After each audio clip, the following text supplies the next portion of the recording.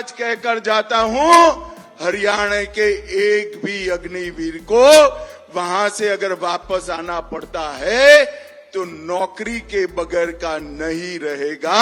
इसकी जिम्मेदारी भारतीय जनता पार्टी की है। हरियाणा में बीजेपी ने ऐसा दांव चला जिसमें वो खुद ही फंस गई है।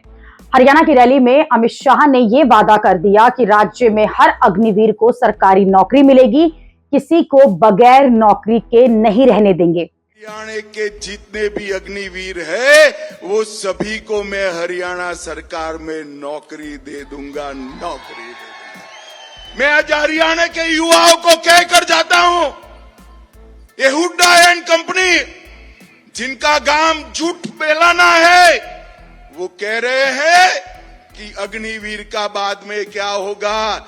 मैं जो बोलता हूं वो करता हूं, और मोदी जी जो इशारा करते हैं वो भी हो जाता है।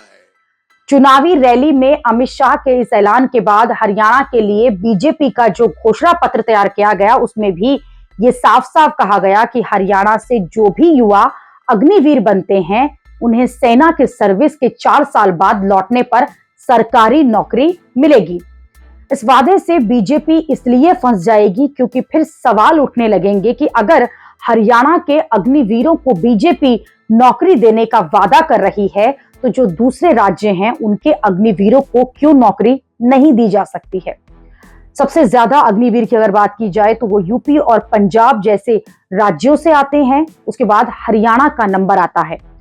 अगर हरियाणा में अग्निवीरों को सरकारी नौकरी की गारंटी दी जा सकती है तो फिर यूपी और पंजाब के अग्निवीरों का क्या होगा। ऐसे तो बीजेपी के दूसरे राज्यों से भी अग्निवीरों के लिए पक्की सरकारी नौकरी की मांग तेज हो जाएगी। इसे बीजेपी शासित दूसरे राज्यों के सामने नया संकट खड़ा हो जाएगा।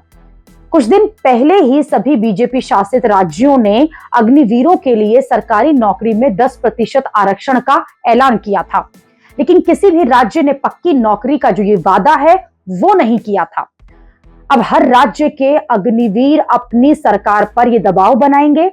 इन्हीं सब वजह से सवाल उठ रहे हैं कि क्या सिर्फ हरियाणा के चुनाव हैं वजह जिसकी वजह से वहां आने वाले अग्निवीरों को सरकारी नौकरी की बात कही जा रही है।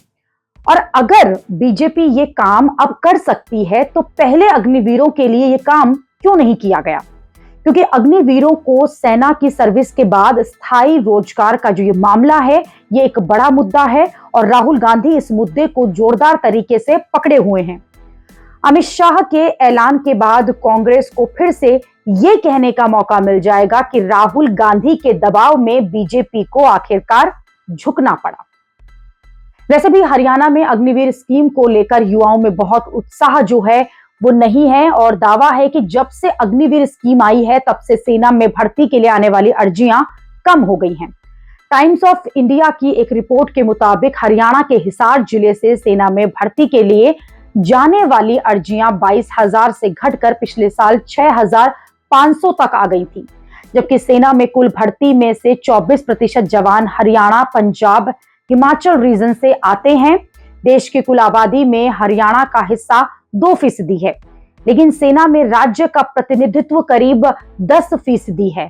कांग्रेस का आरोप है कि पहले हरियाणा से हर साल 5,000 युवा जो हैं वो सेना में भर्ती होते थे।